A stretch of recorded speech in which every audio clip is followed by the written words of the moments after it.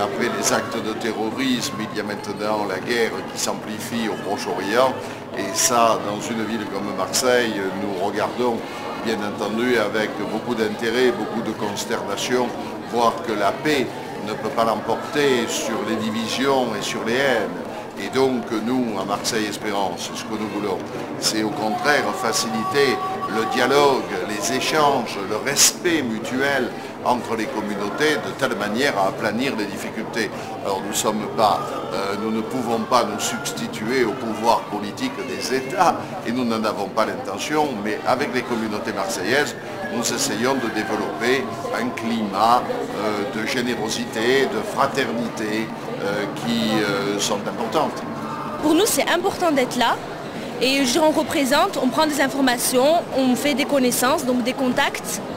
Et par notre présence, on montre bien qu'on est des fervents. Ouais, en plus, on le vit au quotidien, le racisme. On le vit, que ce soit de partout, que ce soit dans la classe, que ce soit dehors, que ce soit... Parce que moi, je vais vous dire, un jour, je promenais dans la rue et j'allais pour prendre un bus et j'entendais deux vieilles françaises parler.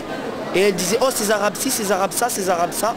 D'un coup, je vais pour prendre le bus, elles m'avaient vu, elles se sont tuées comme ça.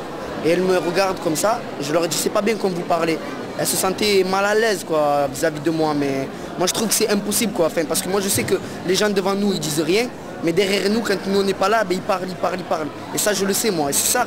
Moi, franchement, je vous dis un truc. Je suis dans un lycée sur Aix. Parce que... Bon, et une fille elle est venue me voir me dire moi je sors pas avec les arabes parce que mes parents ils veulent pas. Vous trouvez que c'est une réaction normale? Moi je dis non.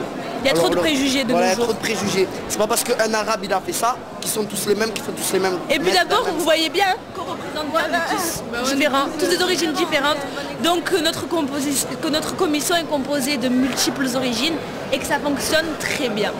Les différents tournages dans notre ville et le relooking de la friche donnent envie aux jeunes talents marseillais de se manifester. Donc grâce à notre émission Cité Cinéma, nous allons approcher ce domaine un peu plus près, aussi bien des talents connus que méconnus.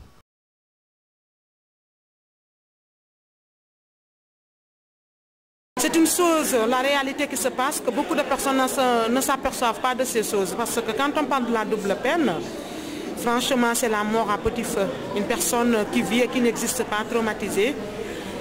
Parce que tu avais fait des fautes, des erreurs humaines que tout le monde peut le faire. Et un jour de ta vie bascule à cause d'une petite chose, d'une erreur humaine, qui est insupportable, inacceptable. Donc ce film aujourd'hui, je crois que si on le visionne, que tout le monde le regarde avec intelligence, en sortant de cette salle, il y aura une autre décision et une autre prise de vie envers les doubles peines. Les doubles peines sont des personnes comme tout le monde. L'erreur humaine arrive à tout le monde dans la vie. Ce qui est plus choquant, il n'y a que les étrangers qui payent pour la double peine. Un résident ou quelqu'un qui est de nationalité française, n'importe quelle faute qu'il fait, une fois qu'il purge sa peine, il ne doit plus rien à l'État. Mais il suffit qu'un étranger qui fait un petit délit, même au défaut de papier, qu'on t'emprisonne, tu t'arrives à t'échapper. La prochaine fois, si on te prend sur les mêmes faits, on dira que c'est la double peine, c'est fini, ta vie est brisée, tu ne seras plus régularisé, tu es catalogué, c'est injuste, inhumain. Donc je crois que c'est bien fait, Tavernier a bien fait de mettre ce film sur les écrans, que tout le monde puisse le regarder et dire son avis et ce qu'il en pense.